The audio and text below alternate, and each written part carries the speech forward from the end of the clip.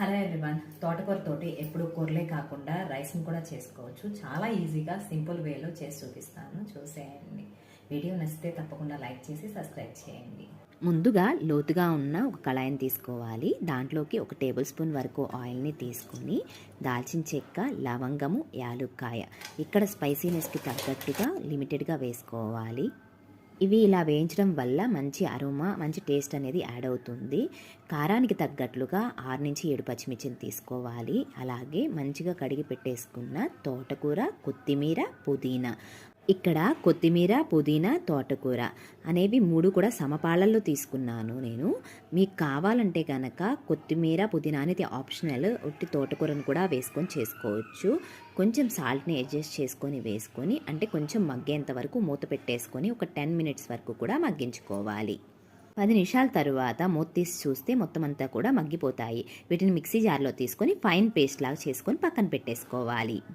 అదే కళాయిలోకి ఒక 2 టేబుల్ స్పూన్ల వరకు ఆయిల్ని, అలాగే 2 టేబుల్ స్పూన్ల వరకు నెయ్యిని యాడ్ చేసుకోవాలి.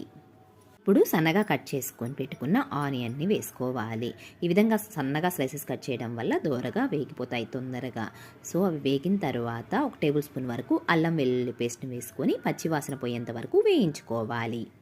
ఇప్పుడు మనం ముందుగా గ్రైండ్ చేసుకొని పెట్టుకున్న తోటకూర పేస్ట్ని కూడా వేసి ఒకసారి మొత్తం అంతా మిక్స్ చేసుకోవాలి. కొంచెం సాల్ట్ని కూడా వేసుకొని ఒకసారి మొత్తం అంతా కలియబెట్టేసుకోవాలి. ఆయిల్ సపరేట్ అయ్యేంత వరకు కూడా వేయించుకున్న తర్వాత దీంట్లోకి మనం తీసుకున్న రైస్ని యాడ్ చేసుకోవాలి. రైస్ని వండించుకునేటప్పుడే కొంచెం ఆయిల్ వేసుకొని వండించుకుంటే రైస్ అనేది పొడి పొడిగా వస్తుంది.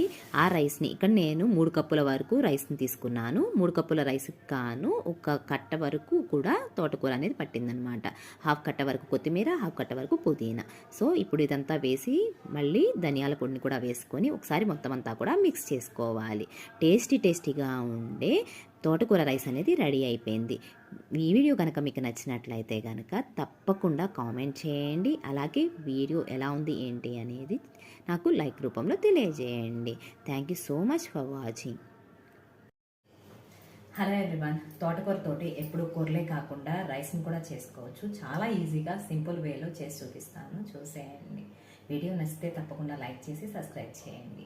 ముందుగా లోతుగా ఉన్న ఒక కళాయిని తీసుకోవాలి. దాంట్లోకి 1 టేబుల్ స్పూన్ వరకు ఆయిల్ని తీసుకొని దాల్చిన చెక్క, లవంగము, యాలుక్కాయ ఇక్కడ స్పైసీనెస్కి తగ్గట్టుగా లిమిటెడ్గా వేసుకోవాలి.